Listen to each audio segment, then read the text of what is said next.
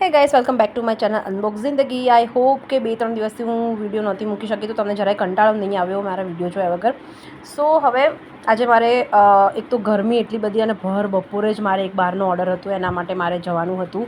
તો કંટાળો તો બહુ જ આવતો હતો, પણ પાપી પેટ કા સવાલ હે, એના માટે થઈને જવું જ પડે એવું હતું. તો અહીંયા આગળ હું મારો સામાન પેક કરું છું અને હું જ્યારે પણ બહાર ઓર્ડર માટે જાઉં છું ત્યારે એક એક વસ્તુ ગણીને લિસ્ટ બનાવીને ધ્યાનથી લઈ જાઉં છું.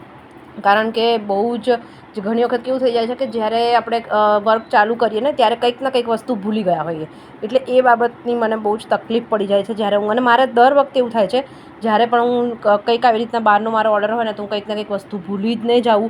અને વેન્યુ ઉપર ઘણી વખત વેન્યુ પણ એવી જગ્યાએ હોય છે કે આજુબાજુમાં કોઈ તમે બહાર જઈને લઈ શકો, કોઈ એવી કોસ્મેટિકની કે કોઈ એવી નોવેલ્ટી સ્ટોર હોતો પણ નથી, એવી જગ્યાએ ઘણી વખત ક્લાયન્ટના વેન્યુ હોય છે. તો અમને લોકોને, અને ખાસ કરીને જ્યારે મેકઅપમાં એવું થતું હોય ને ત્યારે તો અમને બહુ જ ગુસ્સો પણ આવી જાય અમારી જાત ઉપર, અને એવું પણ થઈ જાય કે યાર આટલી નાની વસ્તુ, અને એ પણ નાની વસ્તુ હોય પણ બહુ જ ઇમ્પોર્ટન્ટ વસ્તુ હોય તો એના વગર કામ ચાલી પણ ના શકે, અને એવી રીતનું થઈ જતું હોય છે. તો ઘણી વખત એવું થઈ જાય કે યાર આ વસ્તુ કેવી રીતના ભૂલી ગયા અમે લોકો.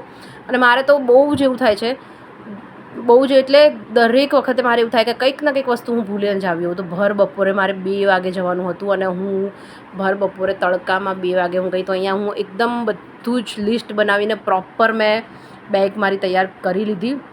અને જો હું તમને અમદાવાદનો તડકો બતાવું, ચકલું પણ નથી ફરકતું અને આવી રીતના ડાકુ બનીને જવું પડે છે. હવે અડધો કલાક 3 વાગે ક્યાંક જવાનું હોય ને તો અમે 2 વાગ્યાથી તો બધું સ્ટાર્ટ કરીએ. દુપટ્ટા બાંધો, હાથમાં મોજા પહેરો, શર્ટ પહેરો, આ પહેરો, કાનમાં ચશ્મા લગાવો, હેલ્મેટ પહેરો, ત્યારે જઈને માંડ અમારી સ્કિન થોડીક આમ કહેવાય ને કે રાત પડીને ઘરે આવે ત્યારે છોકરાઓ અમને ઓળખે કે હા અમારા જ ઘરનું પાર્સલ છે. અને રાત્રે આટલા બધા થાક્યા પછી સમર વેકેશન ચાલે છે છોકરાઓનું, તો મારી ડોટરને તો ક્યાંક ને ક્યાંક એવું થાય કે ભાઈ મને ક્યાંક લઈ જાઓ. સો રાત્રે અમે લોકો ફન ગેમમાં એ લોકો એમને લઈને આવી ગયા અને એને ખૂબ એન્જોય કર્યું. તમારે પણ એવું થતું હશે ને કે છોકરાઓને ક્યાંય લઈ નથી જવાતું કારણ કે કામ ધંધા હોય છે, આપણા સ્ટ્રેસમાં આપણે રહેતા હોઈએ છીએ, તો નથી લઈ જવાતા. હવે માંડ અમે લોકો લઈ ગયા. તમને આ વિડીયો કેવો લાગે? જો ગમ્યો તો લાઈક, શેર અને સબસ્ક્રાઈબ કરવાનું ના ભૂલતા. ગરમી ભલે લાગતી પણ કરજો.